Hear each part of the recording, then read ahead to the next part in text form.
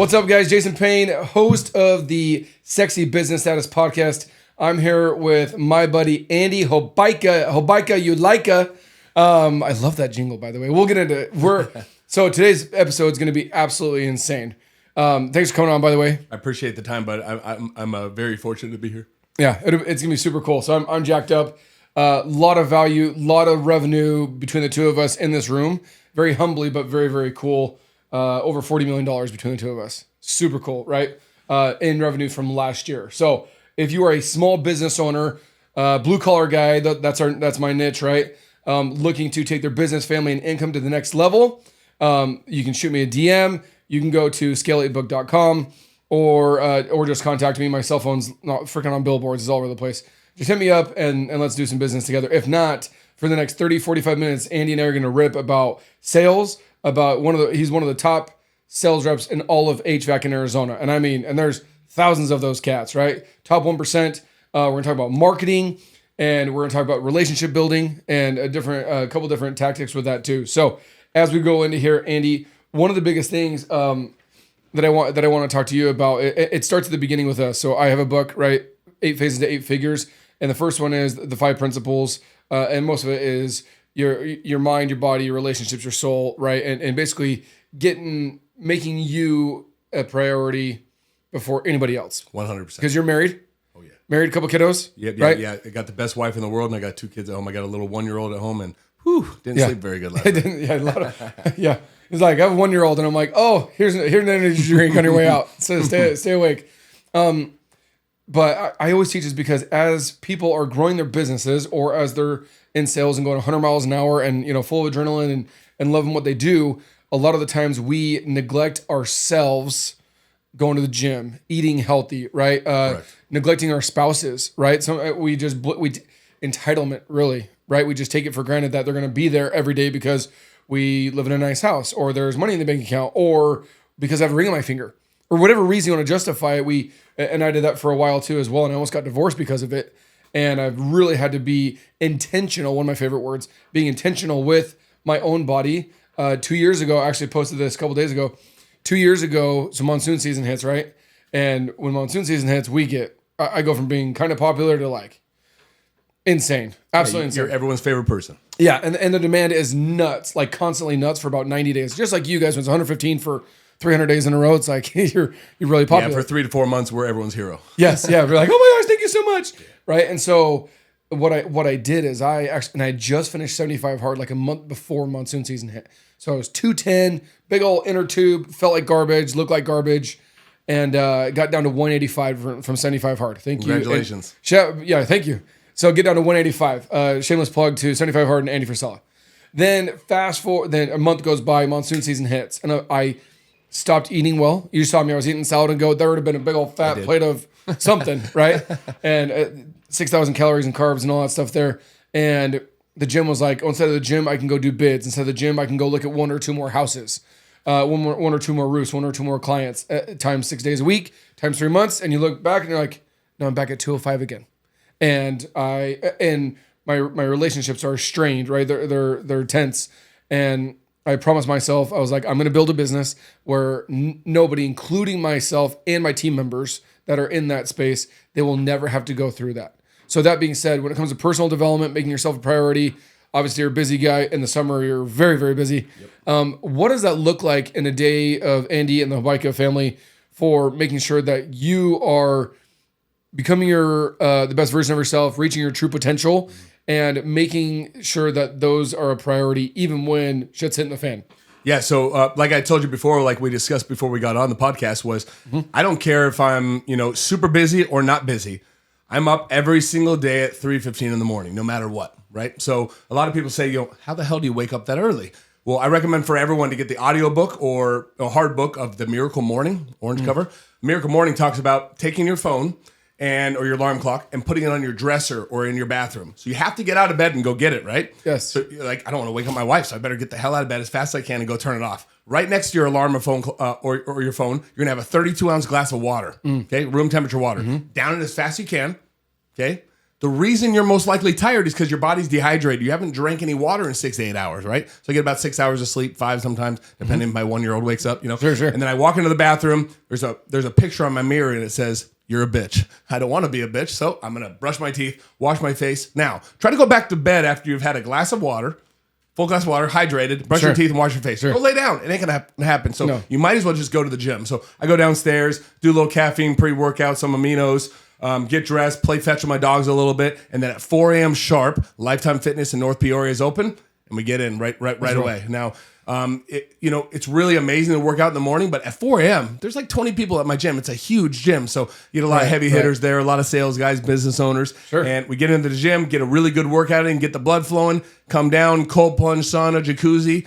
Dude, I'm out of the gym at 6:15 on the way to my first call or my office or a sales meeting, and I'm on fucking fire. Excuse my French. Can I cuss? Yeah. Okay, cool. It is what it is. So the thing is I really am on fire, and by the time I'm at my first call at 7:30, 8 o'clock, most people will never get on that level until 11 a.m., 12 p.m., 1 p.m. I'm on a level to where I'm firing all cylinders, and it's 8 a.m., and I'm ready to go. Hey, Jason, Andy with Hobaica Services. I'm here to freaking make your life great. No one can get there. They're like rolling out of bed, get a little bit of breakfast. The energy's not there. Energy drink at freaking Quick Trip, slam them, get to the first call. Hey, I'm here to do an inspection. That's not me, man. And that's why I'm on the next level. That's why our people are on the next level. You got to set yourself up for success. So two questions. Yeah. Well, not two questions. One is a comment, one is a question. So one, you said 5 to 6 hours. Remember, he said 3:15, which I'm like a 4:30 guy, 5 o'clock guy, to be honest. But you're still getting 6 hours of sleep, which means you're not binge watching stuff and YouTube and stuff and on Instagram and Reels and all that stuff till 11, 12, 1 o'clock in the morning because you got to wake up that early. Correct. Well, I think a lot of us, we fail to even implement that kind of discipline because we don't have, we call it nighttime discipline. Yep. Where we don't have the discipline to shut our phones off, shut our brain off, shut the TV off, shut the whatever off. Yep. Because last time I checked, none of our kids are up at 9 o'clock. Teenagers, different conversation. And I'm not there yet, nor is Andy, so we can't relate. But even then, the world shuts down, or your world should shut down 9, 10 o'clock, 10 o'clock at the very, very latest. And even at 4 o'clock, there's just 6 hours, boom, ready to rock and roll. I've talked to Gary Brecka from 10X Health and all those other guys. They said 8 hours is, even Grant Cardone, he's like, dude, you need 8 hours of sleep. And he's 66 now. It looks like he's 40, but Right. but Gary said minimum 6 hours of sleep. But if you can get, he's like, you can get 6, he's like, you'll be fine. And so that's number one. So make sure you go to bed earlier. 8:30, 9 o'clock at the latest. Yeah, freaking. And the thing is, man, I get home 5, 6, 7 o'clock. My wife knows that by 7:30, 7:45, both kids are down. My 1-year-old, not all the time, but Sure. my wife's on it. My wife Pearl has an exact time, 7:30 on the dot. My daughter's going to bed. We do little songs and just normal routine every time we go to bed at the same time. We'll be at a party on like a Saturday night, little family party, get together, and it's like 7 o'clock. I'll be like getting to go, and everyone's like, "Dude, where are you going?" Like, you just got here. I'm like, well, it's my daughter's bedtime at 7:30, and they're like, Yeah. 7:30, like it's the weekend. She can stay up till 9. I'm like, that's the thing, man. My wife's on it. It has to go to 7:30, 7 days a week. Yeah. So you're on it, and your kids don't fight it because it's normal. So 3.5-year-old, get her to bed, and then the 1-year-old. My wife knows from 7:30, 7:40 to 8:30, 8:45. I give her 1 hour, whether she wants to talk about her day, she wants to watch a show. Give her time. It's my wife's hour, right? Love it. Give my Love wife sometime in the morning as well, and I'll call her midday, see how she's doing. Me and my wife have an amazing partnership. My wife Pearl's an amazing person. The reason why I do what I do and the way I am today. Totally. Saved me, bro. Totally. But she knows she has that hour. So if she wants to watch Peaky Blinders, great. She picks it, she puts it on. I shut up, my phone's down, I'm good. But I have a little rule. I get home 6:30, usually 5 sometimes, depending on what I do, what my last call is. If I'm in Gilbert, I gotta drive home, North Peoria. Sure. But my rule is I have to turn off my phone. So I turn off my phone, I put it down, face down. I want nothing to do with it. It's all my wife and my kids. Dude, Right. your kids don't need 3, 4, 5, 6 hours with you. They need 45 minutes to an hour. You get home, you spend a little bit of time with them. You know that dad's there. And to be honest, I love my dad to death, but I think the one thing my dad regrets as an adult, and he'll tell me, get very emotional now that he's grandkids and everything. Sure. Look down and say, I really wish I was to spend a little bit more quality time when you're little babies. I like little kids growing up, like spend a lot of time with us. But dude, my dad's working like 140-hour weeks, like it's crazy crap, man. Nonstop, and he was just doing it so we had a good life. But you just really have to learn, the balance that you're going to turn it off and be like, I'm giving it to my family. My family deserves my time. So what's funny is that I got made fun of from my business partner because I told him my wife and I, before I hooked up with my business partner for my coaching side, he made fun of me for the 5 to 8. So my wife said, "Hey, I want you for 1/8 of the day." And I was like, "Okay, what does that look like?" She said 5 to 8. And I'm like, "Oh, those 3 hours, dang it." Right. But like, same thing, like I help out in the morning, getting the kids out of school and all that stuff. But like, and all, like I said, boom, 8, 10, 12 hour days, like not even trying. But the point of it is she said 5 to 8. And just like my phone is down right now, and she actually used an analogy. She's like, when you're on a podcast, you're not doing this. I'm like, "Oh yeah, Andy, keep talking. Keep talking, Andy." Yeah, go. No, what am I doing? I'm like, these are both extremely disrespectful. Mine are over there. Yeah, you're over there, but like they're down. I know. So she's like, but that's because you have to be intentional. If not, extremely disrespectful here. But we take it. But we don't do that at home, and we don't do that with our kids. I know, man. And we try and play baseball, and we try and catch the ball, and we're on the phone. And I'm like, my wife's like, "Dude, she's like, I don't want you physically here. I want you mentally, spiritually, emotionally here." And that's why I love the word intentional. Like, be intentional. And just like you said, our kid, now 3 hours includes dinner time, bedtime, showers, stories, like all that crap, right? Homework, all that stuff. Yeah. For the night. And then my wife said after 8 o'clock, it's her nighttime. And that could be, sometimes that's 10 minutes. Sometimes it's 2 hours, and sometimes it's not at all. And I go back to work. It just depends. Yeah. And she knows that. And that's our agreement, right? But there's open communication about that. But same thing, like you said, it's funny you said that hour. Like it's about an hour, 90 minutes, right? Nothing crazy. And then we go to bed and we roll and we do it all over again the next day. But like when you're at work, you're extremely intentional with your client. When you're signing a deal, right? We were talking about the numbers and the deals that we're doing. Like when you're doing that, you're not on the phone. You're not on Instagram or TikTok or checking emails. No. You are 100% dialed in.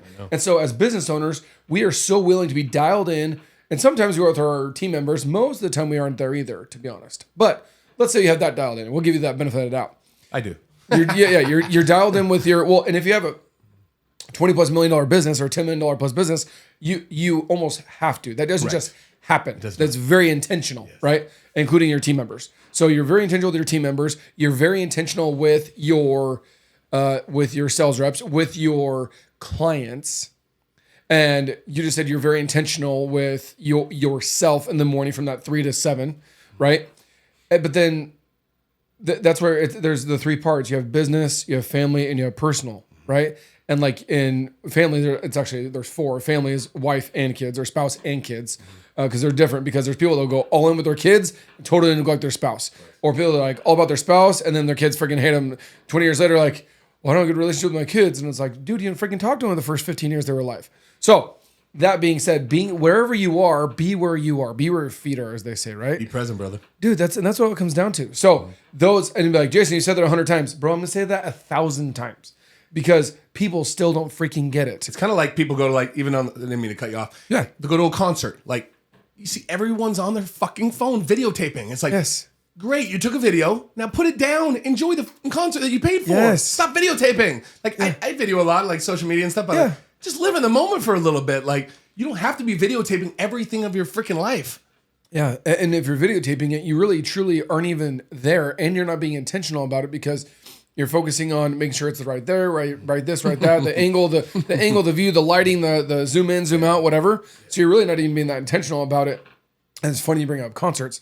You're literally recording a dude or a girl about a song that you've literally listened to 1,000 times, right. And all your friends are going to watch it and see it, know the song. They're not going to listen to the whole 60 seconds of the song. No. Now, a quick little picture here and there. So I went to the Suns game where KD, we were down by 20 at half 2 nights ago, and we came back and won by 2. Yeah. I actually was able to go to that game with my kids, and like we recorded, KD in the winning shot, and my kids freaking out and all that stuff. I'm like, that is a moment to cherish. Like, I'll have that video forever, and I'll show them that 5-10 years, like, oh, KD's in the Hall of Fame. Like, dude, I took you when you were 4, 6, or 8 to this game. We were down by 20, won by 2 points, blah, blah, blah. So, but like being intentional, being present, right? Personal development is being huge. Yeah. Talked about our spouses. Now, let's say most people struggle with that their entire life, but if you can truly be intentional and consistent. The other part is I wasn't consistent. That's why those 2 words have to go together for me. Yep. And that's what I teach. I teach my team, teach my coaching guys, and anybody that listens, is because what happens is you'll be intentional for a time. Correct.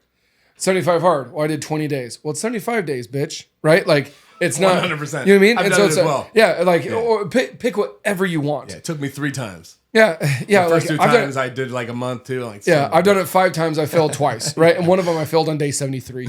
I fell asleep, left my phone upstairs, was fell asleep with my kid in his bed.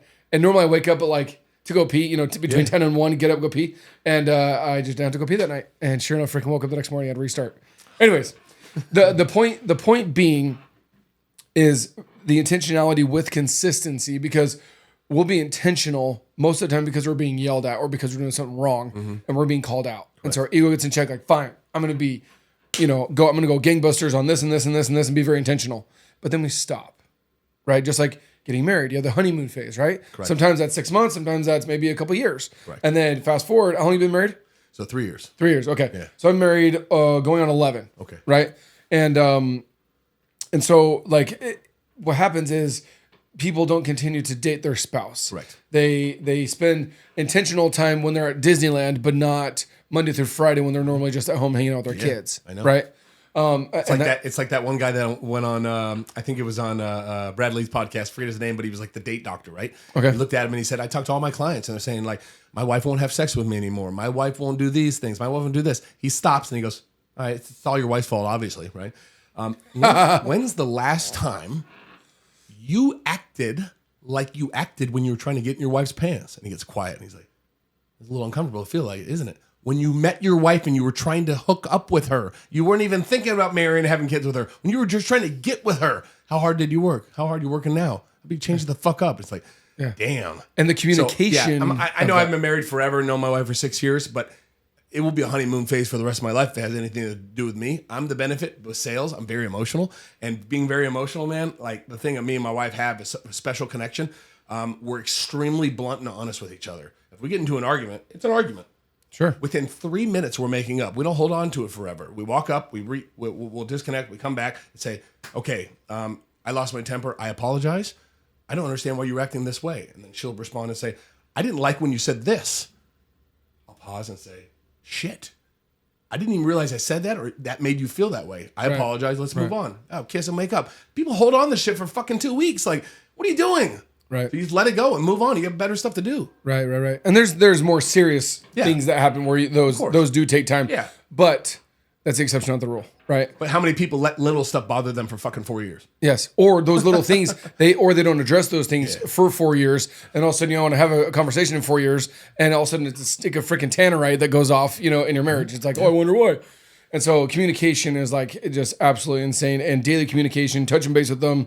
Something that I learned as well too, that I was told not to do by somebody, but I actually, and I did it for a while and almost got divorced because of it, was like communicating with your wife of your moves in your business. Correct. Moves that you're making, what you're doing. She's a teammate, brother. Dude, and that's the thing is, but what happens is we've been trained, we've been programmed, most of us have, to you do the kiddo stuff, I do the work stuff, correct. And then the two of us together, you have to stay involved. The dad, you need to stay involved in their kids' life and in their homework and in their school stuff, even if you're not the person taking them to soccer practice or doing the homework with them or whatever that case is. You need to be at least be there and know about it. It's a mindset too, man. Just recently, my wife, was it last year or was it a couple months ago? I forgot what it was. She looks at my W-2 and she's like, "Holy shit!" And I'm like, "Yeah, we did pretty well. Like, so why? And you never have to ask for anything, whatever, because you're my queen." Sure. But at the end of the day, she looked at it and she's like, "Wow, you make a lot of money." I'm like, I really don't. She's like, "What do you mean?" I'm like, 20-30% of that is me. The rest is you. She gets all emotional. She said, "What do you mean?" I'm like, "Pearl, my life wouldn't be fucking available if I didn't have you as a wife, you as a mom, you as a leader, you as everything you add to my life. Mm-hmm. You're the reason I'm so successful. I wasn't this person before I met you. Like, I'm a go-getter. I'm going to go out and get mine. I'm going to be successful no matter what. But dude, my wife's a freaking gangster and made me that person." So I told her, I'm like, "I'm this much. You brought this. So you being a mom, man, 10 times harder than our fucking job. Try staying home for a week. It's horrible." It's so funny you bring this up. And like I said, I'm looking at something intentionally right now. My wife literally posted this yesterday. And I saw it years ago, but I forgot the actual number was. I think she has it right here. She literally posted it, yes? Oh, right here. We're stay-at-home moms. Oh, gosh, dang it. Here we go. New studies show that mothers who care for children and households work an average of 97 hours a week. And that financial compensation equals up to $185,000 a year. So my wife makes triple that, but yeah. Sure. It's crazy. Crazy. Does that make sense? Yeah, I know. Like that's just, I mean, it's insane that like, but when you truly can understand that, like if your goals are the same and you want to go there, the best part, there's nothing better than knowing that like when you're going to go out to war. I love the movie 300. Oh yeah. Top 5. Hardcore. And she wasn't like, don't leave, don't do this, don't do that. And you know, the narrator's talking and whatnot. It's like, they didn't even say anything. They're like, I love you, I'm going to miss you. They just look each other's in the eye and like, hey, I got to do what I got to do. I got this. And his queen's like, go, right? Correct. And she knew he was going to die, right? Just like, you're committing suicide. It pretty much is like, I know, but like, you got to do what you got to do. So we talked about personal development, talked about our spouses, talked about our kids, and making sure that we are intentional and we're consistent, and that all those categories get checked. The boxes. Don't forget Jesus, by the way. Make sure you doing 100%. going to church, saying your prayers, doing all that stuff. Back to the community, that kind of stuff, right? So We can talk about that at the end. yeah, going forward or towards sales. What is your favorite part about sales? This is my line, man. It's just what I should copyright this shit, because every talk I go to, every seminar I speak at or anything, I say it and people are like, oh man. And they start hashtagging it, Andy Hobaica, what I said and stuff. Is just like my new thing started a couple years ago at Pantheon. So stop selling, start helping, right? Mm-hmm. So at the end of the day, you come to a customer's home, whether I'm there for a water heater, whether I'm there for air conditioner, whether I'm there for a heat load, I'm looking at the attic insulation, I'm ductwork cleaning. I don't care what, I'm meeting a technician. Stop thinking about the sale. I'm not there to sell people anything. Maybe they don't need a new air conditioner. Maybe the 3 companies that came before me and gave them a quote, maybe they're just trying to get commission off a job. Maybe it's 3 years old and the customer had no idea and they're in Sun City. Like, oh, everyone says I got to replace my system. Well, actually, Miss Georgia, you actually don't have to replace your unit. It's 4 years old. Call me in 8 years and then I become a customer for life. Sure. She does. And then, stop the whole, like, you're there to sell them. Spend the first 30 to 45 minutes helping them. Add value to their life. Dude, walked into a customer's home about a week ago. Brand new customer, called us off our Google reviews. 5,000 Google reviews. It looks real good. And walk in and start getting to know him. He's an insurance agent. I said, where do you work?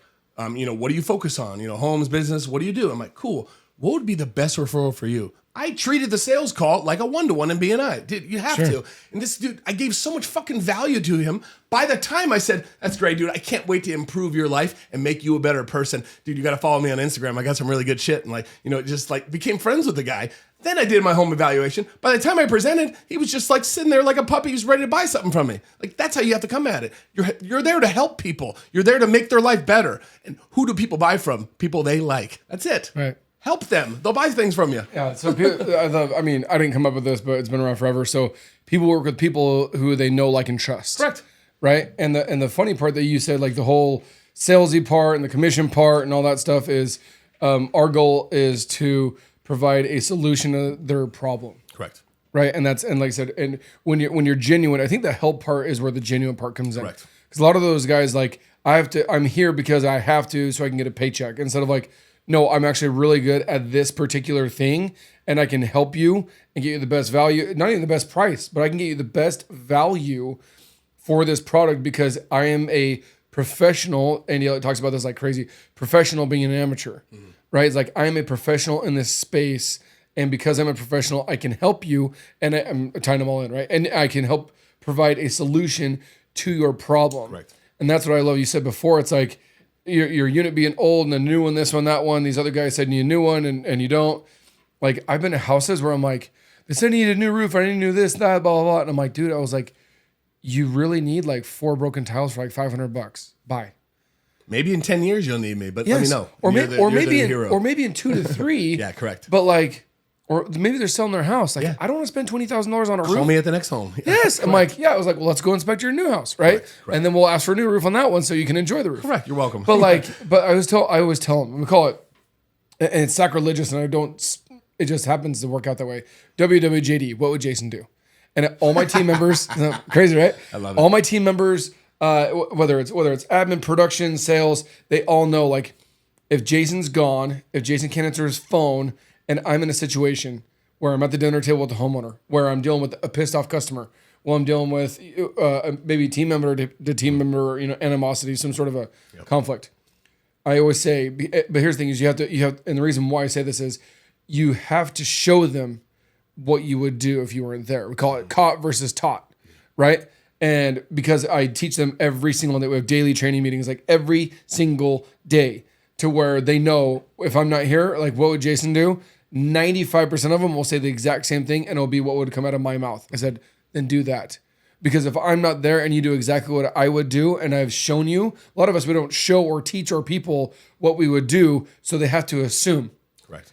And assume, then everything just takes a shit, right? Yep. So that being said, just be very careful.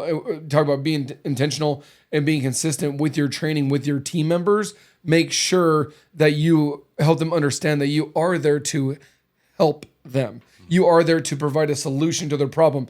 Is there money, commissions attached to it? Of course there is. That's how the world everyone's literally got to get paid and feed their family. Stone Age, man. Like, hey, you're a blacksmith. Hey, you have cows. Cool, I'll trade you. I need this blacksmith service for cows. Like, it just wasn't Benjamin's. Now it is, right? Like, but it's been like that forever. But it's like, hey, you have a need. Like, you need to eat. Here's a cow. You're a blacksmith. You can help me, do this and make this or whatever. Like, here are the services, right? But at the end of the day, they're trying to help each other just, become better. Yeah. And so that's what it really comes down to. And so that I love that was the very first thing you said was like, I'm here to help. Yeah. If you focus on the helping and you first focus on helping them in something that you're not there for. So like I'll go out and someone wants to get right to the point. It's fine. I'm going to show you helping a different way. I just did it a couple weeks ago. I show all my guys. Do my heat load, do everything inside the home. They're kind of standoffish, getting on their Zoom call, that stuff. I went up to the roof, got my pictures, my measurements, went in the attic, and then I came up to the front door, and I have a trash bag, a black trash bag full of what? Well, they don't know yet. And they're like, what's going on? I'm like, I want to come in so I can educate you now, but can you show me to your trash can? I want to throw this trash bag away. I don't have any room in my truck. You're doing this on purpose. They're like, oh, yeah, sure. What's in the trash bag? Because they always ask. Don't even look at it. And they're going, what's in there? Like something you're throwing away? Like, what is it? I don't want you to throw away your lunch in my trash and let's make sure we tie it. There's actually all these leaves that I picked out of your gutters. Like I saw your gutters were full. And to be honest, the worst thing in the world is when I forget to clean my own gutters and it rains, then get backed up and freaking get crap all over my driveway and my wife hates it. I'm trying to save that from you and your wife. You'll be the hero. You can tell your wife you did it, but I'm going to throw these away. Your gutters are all clean now. This is a before and after picture. And just shut up. That guy that was standoffish, 1,000% will be like, man, I should let my guard down. This guy actually gives a shit. Right. And that's the thing when you're just, I was still being like, dude, took me 10 minutes, bro. and that's well, the other part too is this happens all the time. There's a great example, Yeah. and I'm going to piggyback that is you do that, and more than likely, let's say you didn't clean those off, but there's two other companies, two other sales reps that went up there, did their job. They got in the attic. They checked this and checked that, and great presentation, everything wonderful. But they didn't try and see another way to serve and help them. Correct. And so those two guys walked by the gutters. They saw the gutters. They didn't even take pictures of the gutters, saying, "Hey, you need to clean out your gutters." Correct. And like, dude, it took me 10 minutes and a trash bag. Correct. Like when we call it being transformational versus transactional, and one of my sales reps, we lost a deal, and it was a huge learning opportunity. I got everybody involved. And I said, you did this and this and this and this. And he's like, dude, my presentation was good. Like, our pricing was on point. Our warranty was there. Bop, bop, bop, bop, bop. And I said, basically recreate the entire thing. And I said, dude, you are so transactional. Did you even say, like, what can I do to help?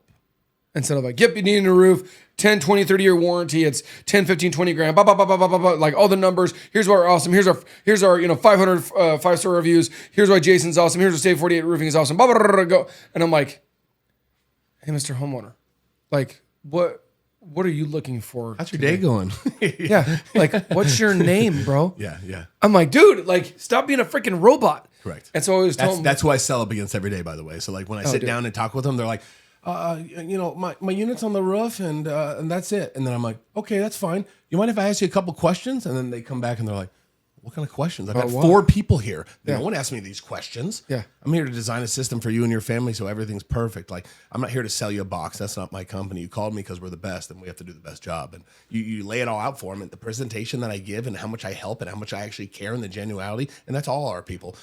It's a different experience. Some people are all about price, but 95% of people, if you can help them and be a little bit different and show them that you're different, you're there to help them and you're genuine, dude, they're going to listen to at least what you have to say. And that's a great segue because you said, Grant Cardone teaches this. It's never price, ever. And like, no, sometimes it is. And I'm like, no, it's really not. Yeah. And they're like, no, it's good. And I was like, they told you it was the price. What they really didn't tell you was that you didn't overcome all of their objections. Does that make sense? Yeah. Like you didn't overcome all of their issues. Yeah. And so because you didn't overcome all of their issues and all of their doubts, they put their guard up and said, it's the easiest thing to say, you're too expensive. Yeah. It's the easiest. And what do most sales reps do? They collapse and say, not a problem. We're not for everybody. Call us if you need anything. It's like, or they drop their pants and they give 20% off right away. yeah. Like, what price do I need to be at to get this deal? And I'm like, what? And I'm like, if you were a business owner and when you went and sold that, you would never. I've never done that. Yeah, correct. Yeah, I'll come down 20%. Why? I don't make any money. Like I, as the business owner, literally don't make $1. If I were to give you that discount, I literally am out here for free. Correct. And I got to warranty it for 2, 5, 10, 15, 20 years. Like, Correct. What part of that makes sense for anybody? Does that make sense, Mr. Homeowner? No. So if I give you 20%, I can't even guarantee you I'm going to be in business. I know.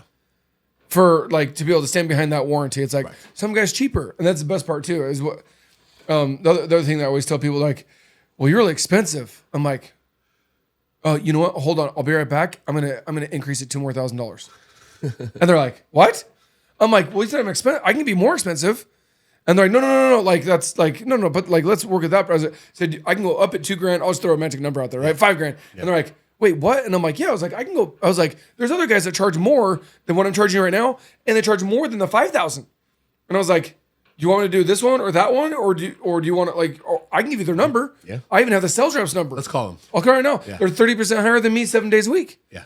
And I said, the reason why we do that is because that is what our company needs right now at this moment in order to stay in business and stay profitable so that we stay. The whole goal once you go into business is to stay in business. How long have you guys been in business for? 72 years. 72 years. Holy freaking crap. It's absolutely amazing. Yeah, Love my it. grandfather founded it in 1952. Dude, that's insane. Yeah. They had HVAC units back in the day? No, so we started as Hobaica's refrigeration in 1952 in the refrigeration units. And remember that dog track off the 10 that they demolished? Sure. He did the refrigeration in there. He did the refrigeration at like liquor stores and like walk-ins and like little reach-ins for the refrigerators and stuff, ice boxes.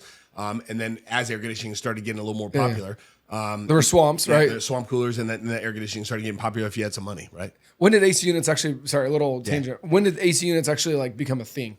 In the 60s, right? So 60s? like started Okay. getting more popular and people with money had it. But at the end of the day, it wasn't as hot as it was back in the day. So nowadays you have all the pavement, you have all the buildings, you have all the brick walls, you have all concrete. that crap that's blocking in all the heat. That's why it's so freaking hot. You ever been on? Oh, you have. You're a freaking roofer. What am I thinking? If someone's like, it wasn't that hot today, and they're underneath the shade, underneath the tree, against the building, and you're on a white foam roof, how much hotter is it? Like 40 degrees, 50 degrees? At least. I go them all the time. I hate white foam roofs when I was a technician. Yeah. We're going to attic with no ventilation. 180 degrees in the middle of summer. Yeah. So I'll try to tell people like a lot of my videos. With like, no breeze. Like, so we don't actually do it. We sub it out. We use R&K, so R&K insulation. Sure. But what we do is we'll, they do a little roofing too, but mainly the like real big jobs. Yeah. Big jobs like new construction. So what we do is I'll be out there and, you might be buying a $15,000, $20,000 air conditioner from me, but how do you keep that investment of that air conditioner or cold air in your house? You have a 80 degree attic, you have drywall. What do you have in between? You have insulation, right? So if you don't have 10, 15 inches of insulation, call me. I can hook you up. Right. The thing is 180 degree attic is just going to seep right through that drywall and get into your home if you don't have enough insulation. It's something so small that a lot of people don't do. So 10 companies, 5 companies, 3 companies will go before me and they'll sell the box.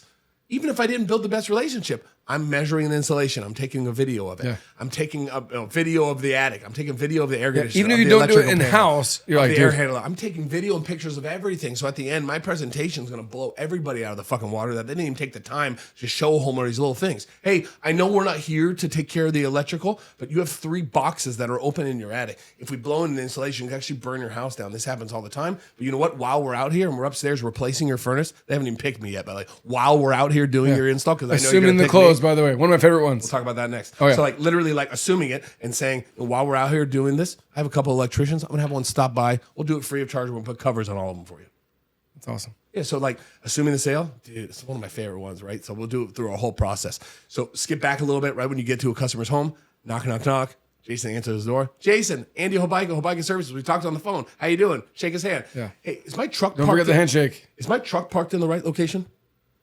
The thing is, why I ask is, it's parked there today. You're happy with it. But when we come out next week to do your install, I want to make sure my installers are parked in the right spot. And there's going to be a crane in the driveway. I want to make sure we don't get into, way of your wife or kids or anything like that. The truck's parked good there. My van can park there with a trailer on day of install. Yeah, yeah, sure. You get them to agree that you're going to install the system or do the roof 10, 15 times in their whole sales call. And then they get into their mind that, I think I already picked them. Yeah, that's awesome. I literally was doing one yesterday for a guy, and he was like dead set on, I mean, he's probably 80 to 85, right? And he's like, hey, I have a, I'm so sorry, where's my phone? Oh, it's my wife. Hold please, 1 second.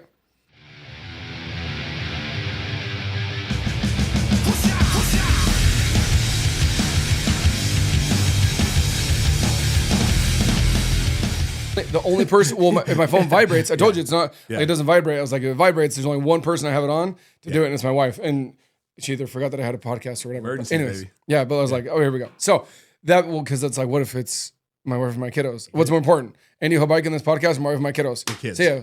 Bye. Stop. We'll come back later. I'll help you. Let's go. Right. Yeah, let's go. Yeah. Turn on the hazard lights and go fast. So going back to that, I love when you truly understand that you can help them and you believe in you have to believe in 2 things: yourself and your product, which is your business, right? 100%. The product of the business, the company. When you believe in both of those and you go in, the second you start talking to them, you are assuming the close. You are assuming, not because you're arrogant or because you're cocky, but because you're confident that you are the right person for this homeowner. You're giving them 2 to 3 hours of your life. Yes. Of course. So a lot of people are like, how do you assume the sale? It is my sale. I'm giving them 3 hours of my life. Of course I have a chance. They wouldn't have called you if they didn't want to buy something from you. Right. If they don't pick you, you're not the right person and you screwed yourself. Right. They're choosing you already. Now you have to prove them that you're the right choice. That's it. And the fact that you're at their house. They're getting 3 quotes. Oh, not if you close them right now. Yeah. You know how many times I've over-impressed people and people are like, Andy, I love your company. I'll probably use you guys, but I have 2 other quotes. I just can't cancel on people. I'm like, that's fine. I'll do it for you. What are their numbers? What do you mean? I'm like, well, let's call them together. Yeah. I'm going to explain to them why I won the business and they weren't out here fast enough and why we're so awesome. And maybe they'll get here faster next time. You'll do that? I'm like, yeah, the thing is I know if you don't use me, it's not going to get done right. And it's why? Because you told me everything. And you told me the last guy didn't even ask you these questions, and neither are they unless you just give it to them. Is everything you've told me, I know exactly what we got to do to make you happy. And I know for a fact, if my company doesn't do it, that we're not going to be able to deliver on all of our promises because they're not going to do those little things. Yeah. So let's just cancel those and not waste 6 more hours of your life. We've been here for like 3 hours. You really want to do this 2 more times? Yeah. How about we not? And in that other 3 hours that you're going to meet someone, I'll take you golfing, my treat. Done, let's roll. Right. And no one wants to do 6 more hours of freaking meeting with an air conditioning person. Yeah. Or like the other one, like, you're going to get up on the roof? And I'm like, bro, I'm a roofer selling you a roof. And like the other guy didn't get up on the roof. And I'm like, guys, I was like, so that's why when Andy Elliott and all his veins pop out of his face and all his body, when he's talking about like role playing and all this other stuff, is like, do you guys understand how shitty your competition is? It's like, if you literally just take that extra little step and that extra little oomph, like you can literally become an amazing salesperson, amazing business owner, and do great things because people are so freaking lazy and they want to do the bare minimum and get max results. And it does not happen in business. It will happen by luck every once in a while. And that's it. But you truly got to understand that, like, when you come in and you're assuming the close and like, I'm getting other quotes and I'm like, I understand that. I used this the other day. I'm like, hey, am I the first quote? And they're like, yeah, you are. I'm like, oh, that's crazy. I was like, well, what if I could also be, what if I, no, I can, but I will also be the first person and the only person to come out here faster than anybody else. You want to know why? Because if I'm out here first and they're not here yet, like, does that not, like, that would show you a sign of professionalism, right? First come, first serve. Yeah, of course, right? And so I was like, well, so I'm going to be here first. And because I already called my production team, I know how quick we can be out here. We can be out here in X number of days. And I know anybody else you talk to cannot get out there that fast because they're a smaller operation with less crews, with less people, with less resources. Oh, I have those resources because I'm an actual business owner and I actually have an actual business and I have teams and departments to where we can do things extremely efficient. Just because a Lamborghini goes 180 doesn't mean that it's inefficient. That just means it's a very tight run machine that is amazing. That's how we roll, right? I need initials here, here, and here. Yep. Like when you guys truly understand these things that Andy and I are talking about, like assuming the close, right? I love how you said, hey, is it okay if I park here? Why? Even if you don't run to that next level that you did of like, this is where we put the crane, to put the trailer, to put the unit, to move the bop. Even if you just say, is it okay if I park my truck here? Or where'd you like me to park my truck? What are you giving them immediately? Respect. All the power, respect. 100%. Respect. So it's guess what happens? When you knock on the door, everybody's guards up, right? First impressions are everything. Hey, I want to respect you and your family and your home. I love you. Keep talking. Like, and who does that? It's literally the first 10 seconds out of your mouth. Hey, I parked right here. Is that okay? Or is that not okay? Then you can run with the next part too. Yeah. But just as simple as this is, you're showing that you're passing on that level of authority to that man or that woman because it's their home. Correct. And when you do that, you lower their guard, right? And you help them understand that you are there to help. You're not a sleazy, the ponytail used car sales guy, right? Or like, I'm here to hit a goal. I heard somebody the other day like, oh, dude, like if you do this, like I'm trying to hit a goal. And I'm like, and so one of my sales guys did that. It was actually my own sales guy. And I said, well, and he didn't get the deal. And I said, you want to know why? I said, because a deal, Grant Cardone taught me this, a deal is only a deal if you both win. 100%. And I said, what you did is and he mentioned like, and it was true. We had a goal we were trying to meet, and like it was $30,000 roof. It would have gotten us close or beaten it, which is super cool. I'm all for goals. I want to help people. Yep. Hey, you need to hit a goal. Let's help you hit a goal. Yeah. Some people love it. Some people don't give two shits. Yeah. But the difference was who won. Yeah. If he goes and does that and does the roof, to indirectly she wins because she gets a new roof, right? But she didn't get anything, whether she signed up right now or 24 hours later when it goes to January 1st or July 1st or whatever it was, right? That next week or that next month when the goal is no longer relevant, what did the homeowner win? Nothing. Nope. So I flipped and I said, what if, hey, look, here's what I'm willing to do. I'm willing to give you that 2 or 3 inches of insulation or something to where you can truly give some value, right? Maybe you want to get it done faster, or maybe you need help with gutters or whatever that looks like. Correct. Give something to the homeowner if you're like, because that's actually a close that's in Grant's book. He's like, hey, it's called the discount close or the goal close. And he's like, if you have a goal that you're trying to accomplish, we all are. We're not stupid. We all have CRMs. We all know what we're trying to do for the week and the month and the day and each sales rep and all that stuff. It's a real thing. It's called a business. High five, right? And we're trying to grow and scale. But like when you can transfer that energy of good optimism to the homeowner of why you want to do this, hey, I want to help you. And cool, you know what's really cool? What I also want to do is by helping you, I'm actually able to accomplish something that I've worked really hard for. Yeah. And my wife will be super proud of me for. But I want to make sure that you win too. Is that okay? Do you mind if you win while I win today? Correct. Yeah. Like, dude. I know. And hey, on the win-win. But he didn't. Yeah, I know. That's why only won. Guess what? No deal. On the win-win, you like just sparked me to where a new thing we started this year. So for all of our sales guys, we started. How many sales guys do you have, by the way? So we have 3 sales guys and myself, so 4 total, right? Okay. Really big team. Most of the people that compete with us have like 17, and they get the same volume to where we'll just crush it. Boom, boom, boom, boom. I don't want to babysit that many people, type of thing, right? Sure. To where at the end of the day, with the win-win, we have a new referral program. Everyone, listen up. Anyone listen to this is available. You're available. Cam Bodden brought this up too, by the referral program. Who wants to get rich? So referral program before, you'd get $50, $100 here. It was weird because you'd refer a customer, you'd get $25 or $50. Then if they bought a system or something, it was a different referral. I never got my $50 for that. Like, it was all crazy. So we bumped it up, and we know this year is going to be a little bit rougher than other years as well. You know, we know what's coming. But at the end of the day, as well, it's just people are going to hold on to their money a little bit more this year. You just got to convince them to spend it and create that relationship. They still have the money. They still have it. They don't want to spend it because they think the market's going to crash or whatever they're going to do. Yeah. Dude, we're going to crash right now. It's just people don't see it because they're all spending their freaking money. But at the end of the day, you just have to build that relationship because people still have the money. They still want to spend it, but only with certain people. They're not going to just give it to you like the last couple of years when it was all easy. So just like real estate during COVID. So the win-win, right? Win-win. Everyone on this call can win. Anyone that's listening to this video, the podcast can win. We have a win-win on referrals. So if someone beats me up on price and they're like, Andy, that's just too expensive. Let's say it's so I disagree with Grant. Maybe you a little bit. I think there's 1% of people that it is about price. The 1%, they have to get their 15 quotes or whatever, or they're going to go crazy. But most of the time it's because you didn't overcome something. But if they say, Andy, I love you. I love the company. I want to do it. I'm just going to have to wait a couple months because I don't want to finance it. I don't want to do your financing. And I want to pay with a check. It's all good. Yeah, I know you have the money. I know you want to do this. You just want to wait a little bit. Maybe you want to get another quote. You're not telling me yet. The thing is I can basically give you this system for free through referrals. Well, what do you mean? Well, we have a new referral program in 2024, and that's for anyone that's listening, the customer I'm sitting with, whatever I'm doing. If you refer me to a neighbor, friend, family member, anybody that's in the market to buy an HVAC system, and they're already getting quotes, or they just want to come over and see with me, and I meet with them, and I sell them a system, I'm giving you $500 cash. So easily, you refer 5, 6, 7 people with me, you're going to pay for half your system. Why wouldn't you want to? So instead of giving you a discount now, you show me a little faith, I'd make you look like a rock star and help them out just as good or maybe even a little bit better than you. We'll see how they like me. And then at the end of the day, referral after referral after referral. In the last month, we've passed out thousands of dollars in referrals already because at the end of the day, people are referring because they like you. They like Jason. They know Jason's going to do good by them and make them look good. You're not going to put your name on the line unless you know that person's going to do great for you. As well, why not get some money too? Everyone wants more money. I'm just doing it because we shifted a little bit of our marketing budget to this program to where it's not hitting my sales guys' commission. They're still getting paid for it. But then marketing budget, where did I get that customer? They didn't see a billboard. They didn't hear something on the radio. Yeah. They got it from the sales guy just saying, hey, I want to give you $500 for referring someone so I can take care of them. Yeah, and give you a little money on the side. Your ROAS is nothing because you already spent that on them. Maybe refer me 4 or 5 times and take your family on vacation on me.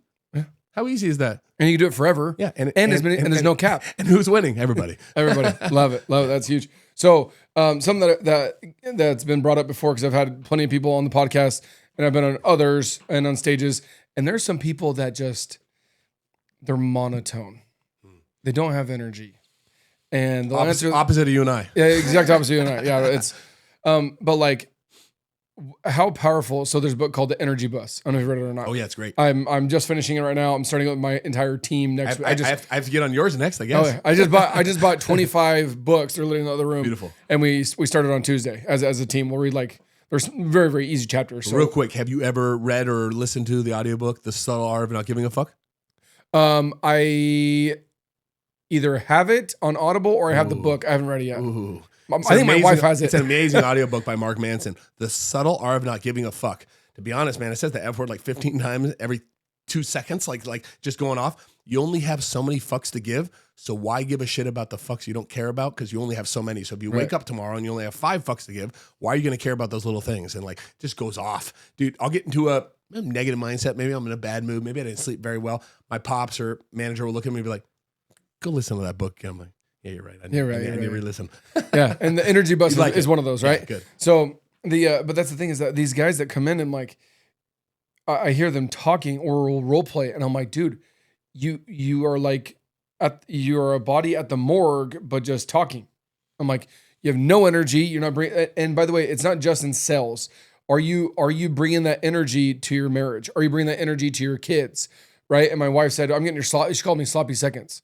So you bring me your sloppy seconds. You're giving your all to the business, your all to your clients and your team members and your sales team. And then right, wife and kiddos, we're getting your leftovers, your sloppy seconds. And she's like, when does that stop? And eventually once I am therapy and figuring it out, I'm like, yeah. Now. And I'm like, well, everybody can say now, but like, do your actions say do now? Right. And so that energy from having, 50, 60, 70 employees to your marriage, to your kids, and bring that energy with you everywhere you go.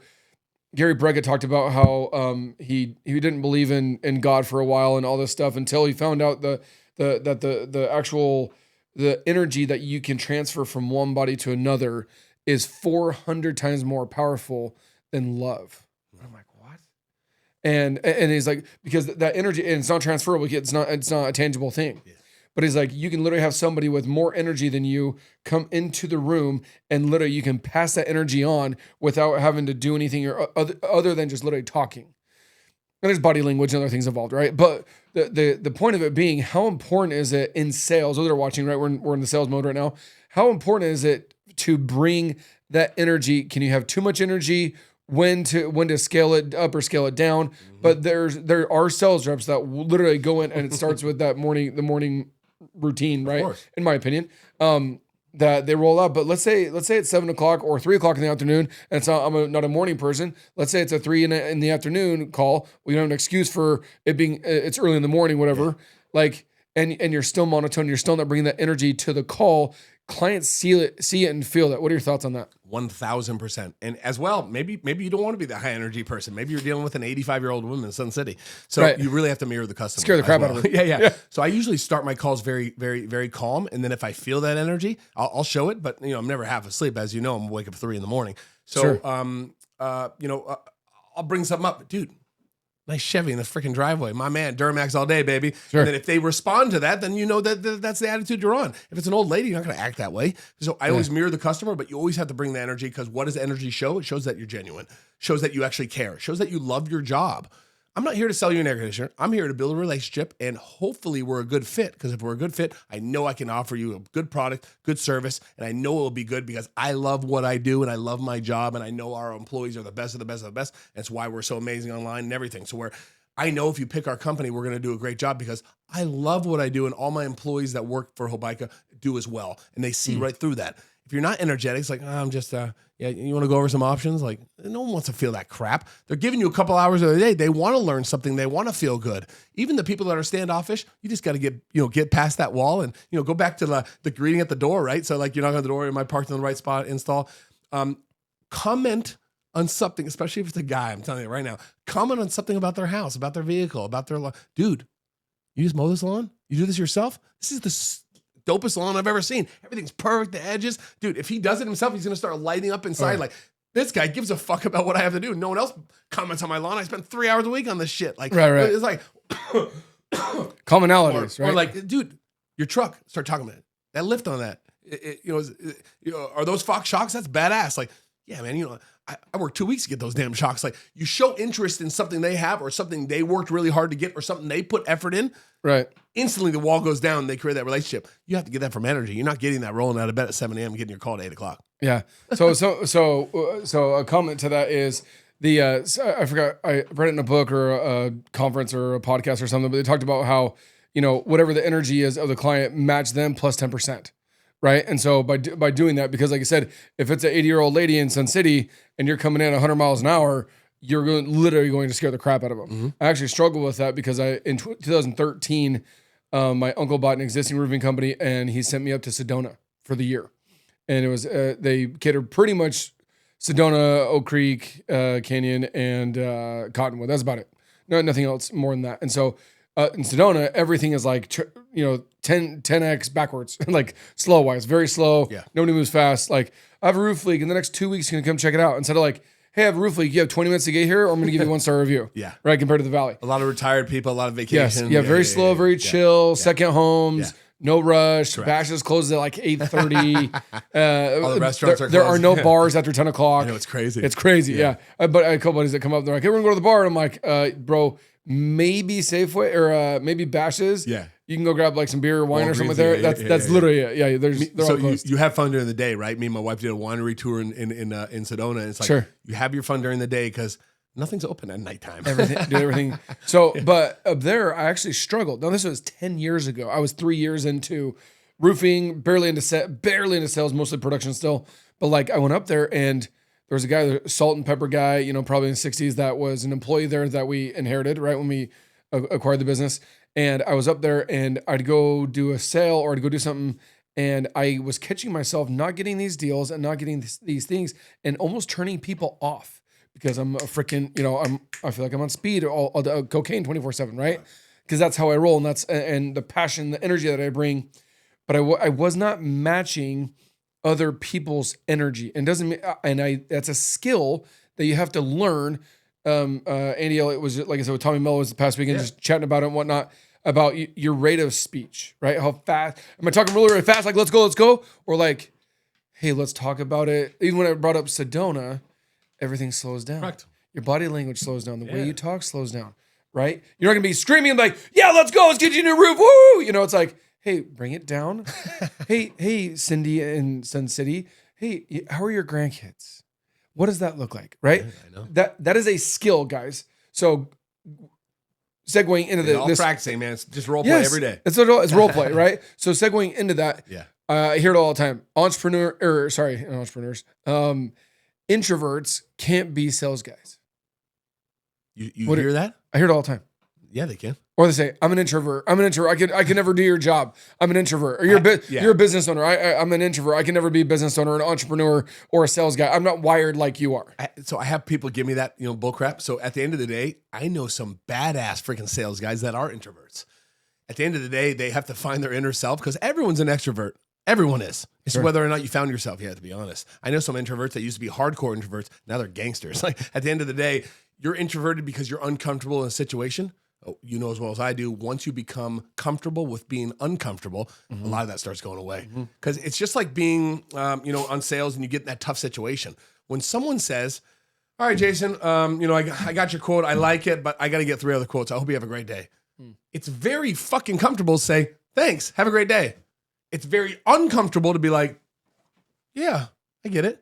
So you want to think about it and start talking more and overcome the objection and actually go at it, face forward. So that's uncomfortable. You have to be comfortable with getting uncomfortable because someone will ask me to leave. I'll ask for the sale 6 more times.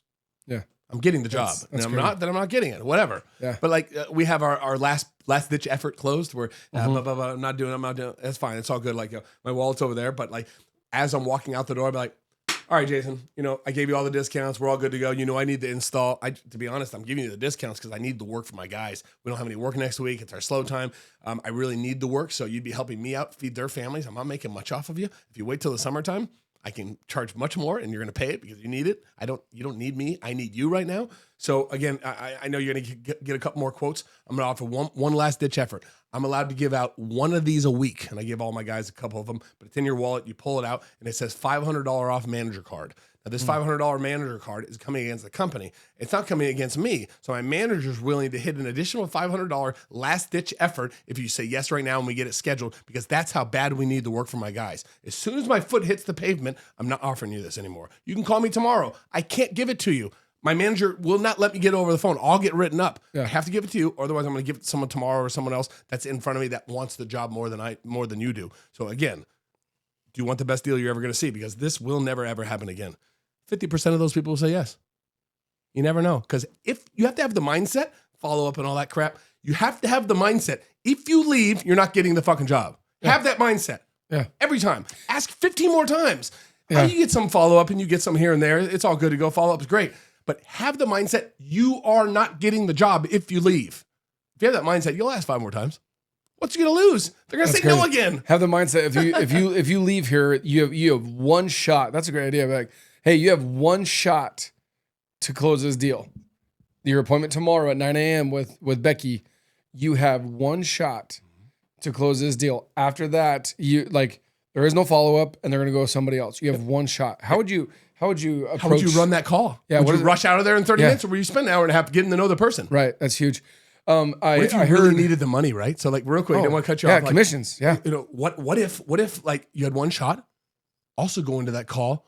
What if I had $500 in my bank account and I had bills coming up and my wife's depending on me and my kids are depending on me? Feel that. A lot of people will say like, I want to buy a new car, but I can't buy it yet. Some sales trainers will be like, go buy the car. You buy the car, you're going to work fucking harder. That's why I love it. Off, right? All these people drive all these Lambos and shit. Like the reason I don't own a supercar, I'll tell you right now, the reason I don't is because I want to buy another dream home next. I'm setting up so I can just buy multi-million-dollar cash house, like just offer cash right there. That's why I don't. But at the end of the day, you have to have the mindset to where you really need this. So how I think about it, and it's a benefit, get a couple of my sales guys on board as well. My last name's Hobaica. So at the end of the day, maybe I don't own the company all the way, but they're my employees. They're my people. They're part of my team. If they aren't able to work and feed their families, it's my fucking fault. Mine. Yes. I'm the sales guy. I'm the reason I didn't sell that job. They're the reason they didn't work next Tuesday. I'm the reason, not them. They came to work. It's my job to feed them. Or as a business owner as well too, like, like $100,000 a week payroll. Cool. Well, guess what? 50 of that is guaranteed. So no matter what, let's say you don't get that sale and you don't make that job a priority and you don't leave there without money, like as a business owner, I'm still on the hook. Correct. And apart from, that truck payment is still coming to me. I know. on the 15th or whatever, right? Correct. So I heard that from somewhere that they said the reason why most people have anxiety attacks, and I'm not a therapist, I'm not a counselor, I'm not trying to give advice. What I truly do feel, and this hit me hard, is most people that have anxiety when they get up on stage, when they have a hard conversation, when they have anxiety with almost anything, it is because they're unprepared. But what happens is, like, Jason, you get up on stage and like you're flawless, like, or you're up on a podcast and you kill it, and like we were talking about before, like people are on podcasts and I'm like, dude, you have to pull crap out of people on certain podcasts, right? And I'm like, dude, you're boring. Like this is, and I'm doing all the work. So I'm like sweating over here trying to make this thing happen. Hey, at least you're a good interviewer, bro. I've had some bad interviewers and like you'll hear me cut them off because I'm like, everyone's bored that's watching. Yeah. Let me drop some fucking bombs. Yeah. Right. And but it's funny. So like that whole anxiety thing, it's like, no, well, how do you become prepared for that presentation? I got a good presentation. I got anxiety, like that podcast, or I got to hop on. I have to fire somebody. I'm like, dude, if you've never fired somebody or never practiced firing somebody, yeah, it's gonna be awkward as fuck, and you're not gonna want to do it, and you're gonna stumble, and you're not gonna know exactly what you're gonna do. But what if you're prepared to let that person go? Mm-hmm. Well, how does that work? I'm like, dude, just like everything else, right? Why are you so confident in tying your shoes? Because you've done it tens of thousands of times, right? Like, why are you doing a podcast? It's like, because I'm in the hundreds of podcasts. Not this is my first time talking to a microphone. Well, yeah, because it's your freaking first time, right? But like social media, don't even get me started on social media. There's people that like, you want to laugh? You want to laugh? Go watch my videos from 2 years ago. Dude, I have dudes that literally shake. They're business owners, and I give them the phone, and they see the red button, they press it, and they're like, literally, I have to redo it because it looks like a freaking earthquake's happening because they're like they're scared of this camera, and I'm like, no wonder you're so scared. It's like, this is the second time you've ever pressed record. Correct. I was like, I pressed record 19 times this morning before you even woke up. Yeah. And I'm like, well, how come you're so good on social media? I was like, dude, because I practice it. Yeah. So to avoid anxiety or to avoid those awkward conversations and whatnot, same thing people, 51%, Sean Whalen, love Sean. Sean's right here. Sean's a freaking stud. Lions not shit, baby. Lions not shit, hoorah. He talks about how 51% of all marriages end in divorce. Right? I'm on my second marriage. I got married super young. He's on his as well too. And he said 51% of marriages end in divorce because they won't have those hard conversations. Well, the question you should need to ask yourself, how many hard conversations have you had ever or with yourself? Mm-hmm. Nobody ever does that, by the way. With themselves, David Goggins, Man in the Mirror, nobody does that, by the way. How many hard conversations have you ever had with your wife? Well, guess what? And you mentioned how you had, like, me and my wife, we go at it and we're done, we're fixing it, we move on. When you truly understand that, like, anything you do, if you prepare for it and you're practicing for it and you make it a priority, when the opportunity comes for Kevin Durant to hit that last second shot with 4 seconds left when we were down by 20 at half 2 days ago, right? And he wins by 2. How many thousands, not hundreds, how many thousands of times has he practiced that? Mm-hmm. Has he been, or like in real games, has he done that? That was the first time Kevin Durant has ever taken a last second shot, bro. That's probably in the dozens of like real games, apart from playoffs, apart from championships. Like, he's put in the work and put in the practice and the effort and the reps to where when he had to have that presentation or that podcast or get on that stage or hire or fire that person or whatever that looks like, make that really hard decision. That hard decision wasn't really that hard because the self-confidence inside of them was here, not here. And here is where the depression, the anxiety, and the struggle is because you haven't put in the reps to have the confidence to overcome those hard issues. And in sales, man, role play, man. Go look at my social media this morning. Freaking door in our training room. So we have a door like Andy Elliott, right? Got the idea from him. And we had our contractor build one. But it's role play. So all my guys are role playing exactly what I just did with my card 15 times every time we do it. Like, of course it's uncomfortable. I don't want to ask for the sale again. This person wants me out of their home. But I have the mindset that if I leave, I'm not getting the job. So I might as well fucking try it. I might as well. They already said no. What are they going to say no again? Like, come on. Yeah. 50% of those people are like, shit. Okay, let's just fucking do it. I don't know. Let's just do it. Seriously. Yeah. It works. People are like, how do you do that? I'm like, practice it freaking 10 times a week. Like, just keep going. And the other part too, I forgot who It had to have been Tommy Mello in his presentation. It does come from Tommy. Talks about the word is like ask. Guess what? 2 other AC guys came, didn't offer that, didn't ask for that, and they didn't get it. Funny, Andy walks through the door, and those guys have not the same, right? But like, correct. Similar presentation, show up, do their thing, whatever, right? Or the process is basically you go up, you need an AC unit, you do your jam, right? 2 people leave, but the third one, Andy Hobaica says, "Hey, I'm gonna ask you one last time. Correct. I've asked you 4 times right now, and you said no 4 times. I'm gonna ask you a 5th time. A lot of times we won't even ask once. A lot of people don't, brother. And that's why you don't have any freaking sales. And that's why you're like, oh, bank on follow-up. I'm like, dude, instead of following up 500 times, why don't you just master your presentation? There's a guy named Russell Brunson, ClickFunnels, right? 100%. Dude, so I was physically at the Grant Cardone's Growth Con. Oh, nice. Where Russell Brunson sold $3 million in 60 minutes. Literally, he gave a 60-minute presentation. People were running. It was a recessed auditorium, right? Yeah. Or it was either in Vegas or Miami, either one. But like it was recessed. There was literally, it was in Vegas. They're literally running up this upstairs to go to the checkout to go buy his ClickFunnels thing because his offer stack. But his presentation was so flawless. And it was a symphony. There was no mix. You know when you're playing a song and you know what the song is, and the words are mixed up, or the words and the lyrics don't mix up, or something's off. The dude was so in sync with his pitch, with his presentation, that when he was done, he literally sold $3 million on someone else's stage in 60 minutes. Amazing.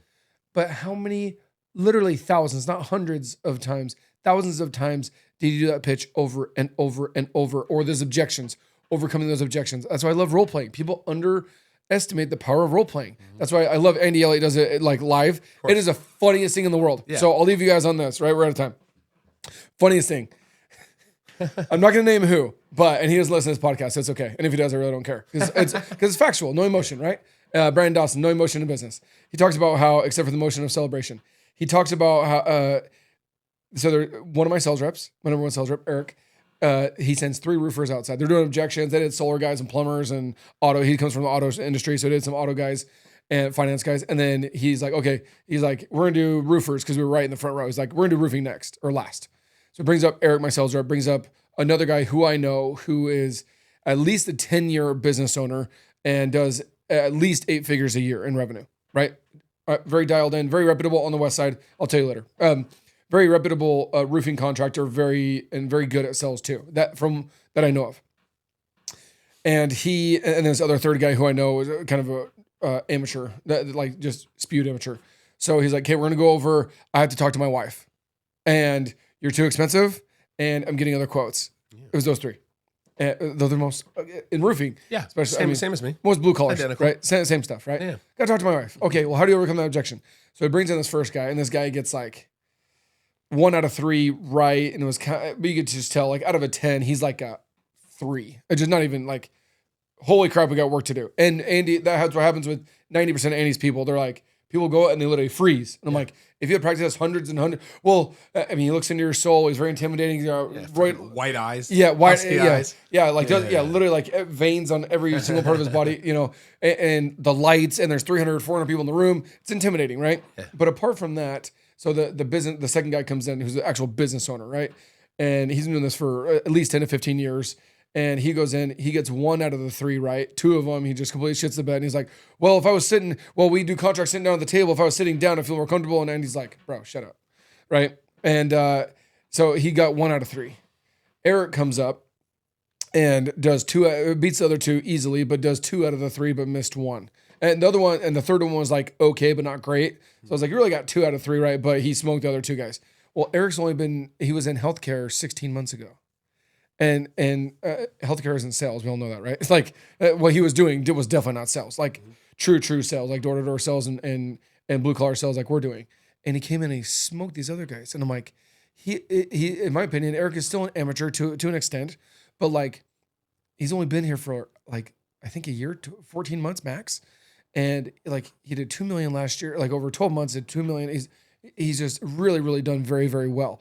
but like the dude is just hungry to learn and to grow and to learn and to grow and to role play. He'll call me like, hey, Mr. Payne, I got a question for you. And he calls me Mr. Payne. He knows that we're role playing. I'll be driving down the road, right? I'm like, hey, I'll be like, okay, what's up? Like, bro, like I'm driving, I got a Zoom meeting right now. I got to go. He's like, totally understand. I have a quick question, right? Yeah. Or like, hey, and so, but the role playing over and over and over again, we underestimate that. We think we're the shit. Our egos, especially blue collar guys, we just think our shit doesn't stink. We think we're amazing.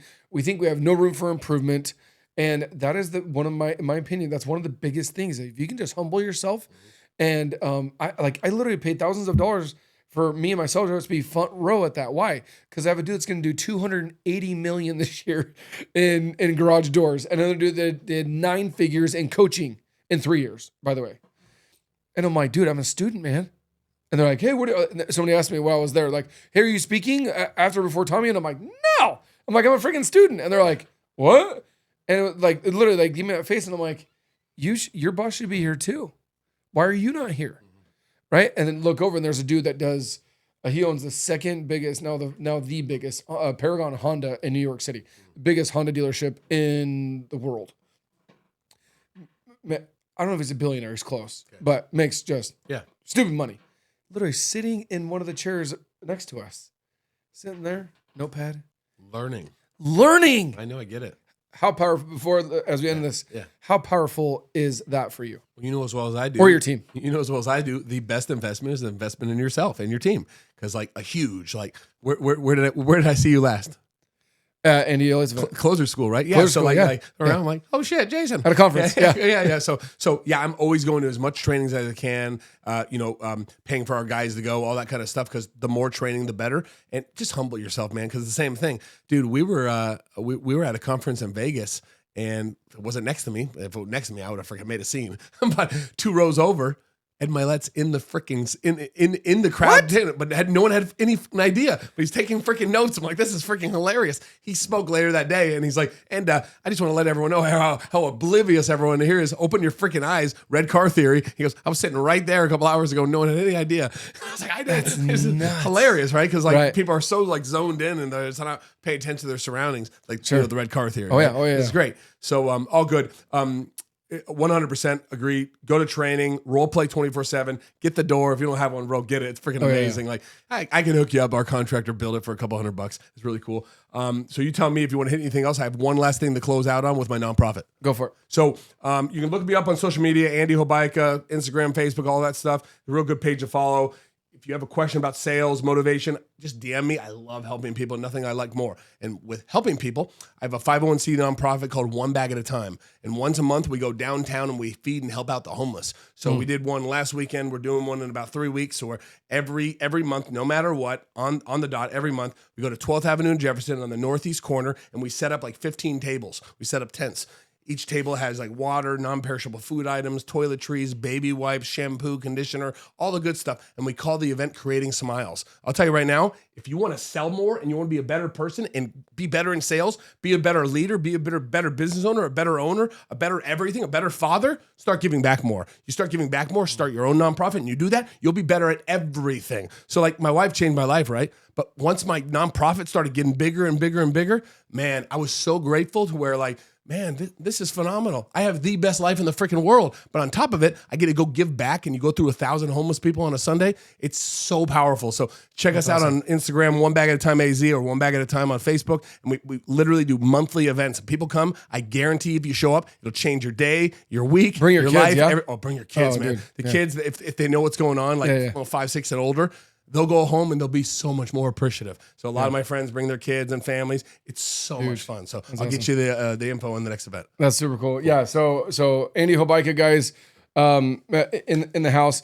And it's funny that you mentioned that. So I started doing just recently the $100 dinners, and I'm doing that once a month. So our next one's in February. And it's for everybody. And like I said, those just seeing those waiters and waitresses, most of them cry. They get very built up. It's the biggest tip they'll ever have in their entire life. Of course. And it's life changing. So find whatever that niche is, right? Yours, One Bag at a Time. You got yours. Mine's $100 dinner and a couple of things from burritos to water drives to blanket drives. Do a bunch of stuff throughout the year.